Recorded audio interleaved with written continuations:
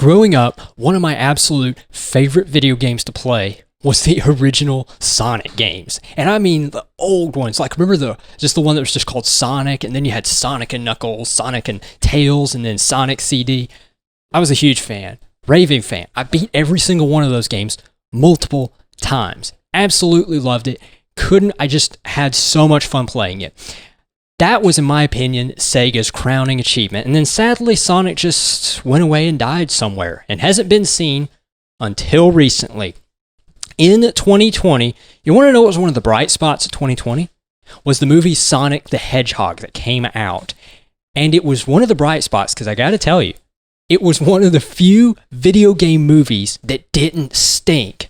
And yes, we all know most video game movies stink, but Sonic the Hedgehog was a very rare and delightful exception. Had a great cast. It was a blast to watch. So what if it was a little cheesy here and there? It was fun. We got to see Sonic. James Marsden did a great job. Jim Carrey absolutely nailed it. I couldn't wait for Sonic the Hedgehog 2. And by the way, neither could rest of the world. When I sat down to see Sonic the Hedgehog 2, let me just say this up front. I wasn't expecting a really in-depth plot. I wasn't expecting to see, these heartfelt moments I'll remember forever. I was hoping for more of the same. I was hoping for more nice eye-popping CGI scenes. I was hoping for some more cheesy humor. And I wanted to see James Marsden just nail his role and watch Jim Carrey be his usual goofy, over-the-top self. The good news is, that's precisely what Sonic the Hedgehog 2 gives you. If you were a fan of the first movie, you'll probably like Sonic the Hedgehog 2, because in a lot of respects, it's more of the same. Which is a good thing. I would rather Paramount do something like that than try to change things up into something I don't want to see, if that makes sense. Jim Carrey is undoubtedly the best part of the movie. And really, when I saw the first movie, that was really the only downside to it. So I was like, I want to see more of him being Dr. Robotnik. And that's precisely what this sequel gives us. In fact, Carrey pretty much dominates the movie, as he's in, I'm serious, like over half the scenes either feature him or involve him. So he's definitely the lead character here, rather than it being Sonic, which is a little odd, but it works, okay? It works. Another great thing about Sonic the Hedgehog 2 when I saw it is I thought the first one was produced pretty well. It wasn't like super memorable for me, but I thought they did a really good job. Sonic the Hedgehog 2 has absolutely fantastic production. Some of the scenes are definitely eye-popping, and it looks really, really great. But now we have to talk about some of the things that were added in the movie, like the addition of Tails and Knuckles. That was something that should have happened in the first movie. I know. It says Sonic the Hedgehog. Who really cares? Well, I got to tell you, when you play the original games, it just wasn't Sonic the Hedgehog if you didn't have Tails and Knuckles. All right? They were part of the franchise. They're part of the game. You just can't have one without the other. The good news is we get Tails and Knuckles. And the person who voices Tails is actually the same person who did it in the video games, it's a minor point, but I think that's pretty neat that they did that.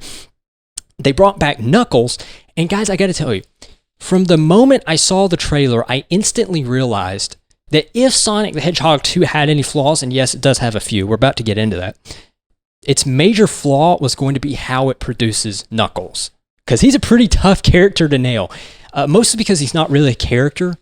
In the games, he's got the personality of a fish. It just kind of sits there and just looks really, really grim. But when you're making a movie, you can't do that. You have to add some characterization. So I knew that was going to be a problem for Paramount. The other problem I had with Knuckles is they got Idris Elba to voice him. What's wrong with that? I think Idris Elba is a very good actor. Okay, I do. I think he's a really good actor. I think he does good things. I just don't think Knuckles was his role. Does that make sense? As good of an actor as he is, this role doesn't really fit him. In fact, there's actually at points... the most awkward thing about watching Sonic the Hedgehog 2 is watching Idris Elba voicing Knuckles, because sometimes it's really funny, and other times it feels a little awkward. Like, it feels like he's trying to force himself to fit that role. So if you're watching the movie, just know, as good as it looks, and as good as most of the acting is, and as good of an actor as Elba is, he definitely struggled with this role, and it shows in the movie. It really does. That's one of the flaws we have to go over. Another flaw we have to go over is there's not really a lot of people in it. Okay, let me explain to you what I'm saying. When we watched the original Sonic the Hedgehog movie, Sonic pretty much dominated it, but you got to see a lot of other people, like James Marsden. Believe it or not, this is actually, in my opinion, one of his best roles. He did a really good job. He did a good job of just nailing that guy next door sort of feel.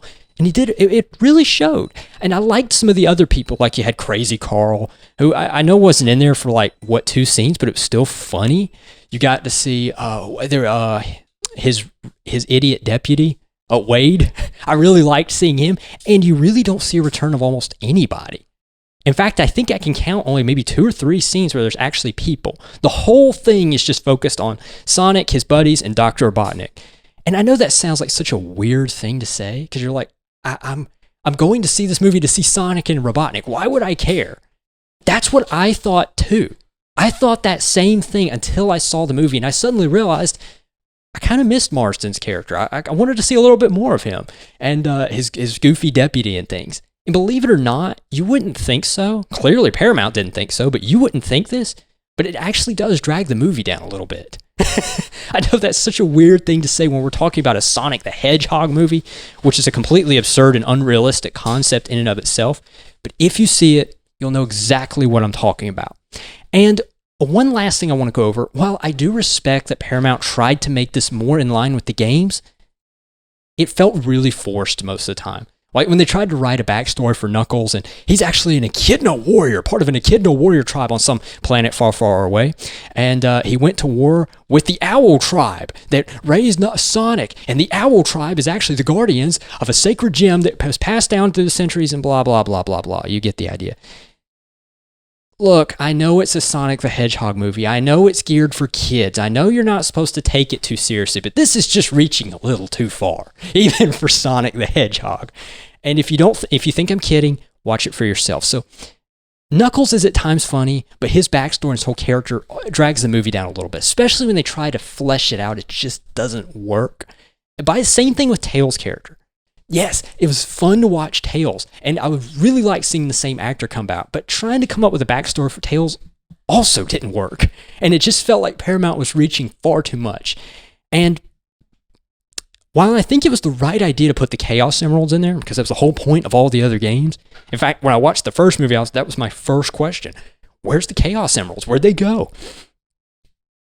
I just don't think Paramount did a great job fleshing that out. And here's the thing, I can't really tell you why, but just them trying to nail an adventure/scavenger thing with it, genre into this movie, doesn't gel that well. So these are some of the demerits I saw in Sonic the Hedgehog 2. Nevertheless, do not let me dissuade you from watching the movie, because as I said, we started with the good stuff.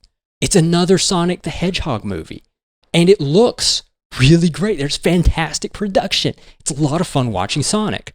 By the way, one last thing I want to go over. This is supposed to be Jim Carrey's final movie, and I think it's very appropriate that rather than go for just a graceful role or just a very subdued, nice role, this is one of his most over-the-top, goofy performances ever, and I really liked watching because it made me belly laugh in so many ways.